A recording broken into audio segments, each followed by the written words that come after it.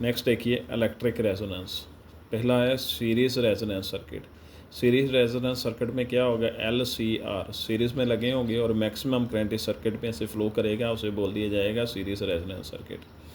Electric resonance क्या होता है कि मैक्सिमम करंट LCR सर्किट में से पास करेगा जब सीरीज़ में लगे होंगे LCR, और इंडक्टिव रिएक्टेंस जो होगा वो कैपेसिटेटिव रिएक्टेंस के इक्वल हो जाएगा और रेजिस्टेंस की वैल्यू क्या हो जाएगी, कम हो जाएगी।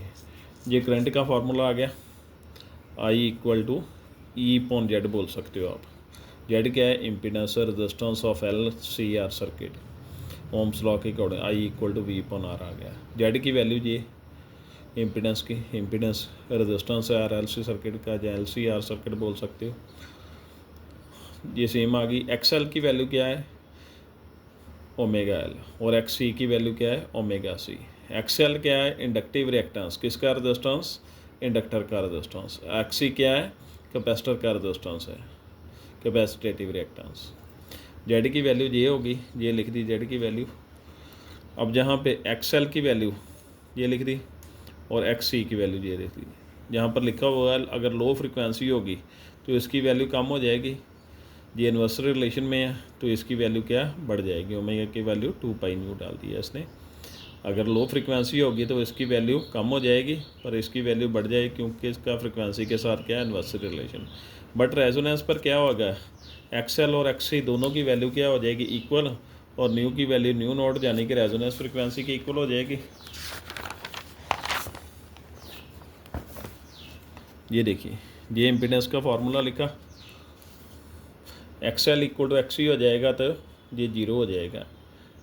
XC की जगह XL डाल दो तो XL - XL क्या हो जाएगा, 0, और R² बच जाएगा, वो स्क्वायर रूट के साथ स्क्वायर कैंसिल हो जाएगा। Z = R यानी कि मिनिमम रेजिस्टेंस हो जाएगा, उसे बोल दिया जाएगा रेजोनेंस फ्रीक्वेंसी बोल दिया जाएगा।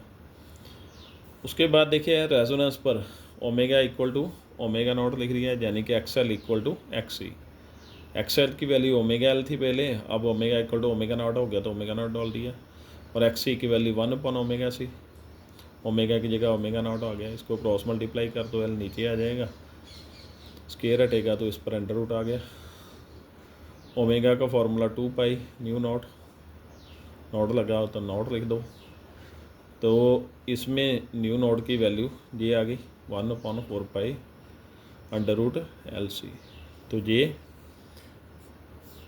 रेजोनेंस फ्रिक्वेंसी का फार्मूला आ गया, और नेचुरल फ्रिक्वेंसी का फार्मूला भी यही होता है। और इस ग्राफ में देखिए ये बता दिया, जिसका रेजिस्टेंस कम होगा उसकी रेजोनेंस फ्रिक्वेंसी क्या होगी, ज़्यादा, एंगुलर फ्रिक्वेंसी बोल सकते हो, एंगुलर फ्रिक्वेंसी क्या होगी, ज़्यादा। जिसका रेजिस्टेंस ज़्यादा होगा उसकी रेजोनेंस एंगुलर फ्रिक्वेंसी क्या होगी, कम होगी। अगर रेजिस्टेंस ज़्यादा होगा तो एंगुलर फ्रिक्वेंसी की वैल्यू कम हो जाएगी, अगर कम होगा तो ज़्यादा हो जाएगी। ये रेजिस्टेंस की वैल्यू कम है तो ये वैल्यू क्या होगी, ज़्यादा होगी। इसकी वैल्यू ज़्यादा है रेजिस्टेंस की तो ये एंगुलर फ्रिक्वेंसी क्या होगी, कम होगी। ये था आज का टॉपिक। Thank you.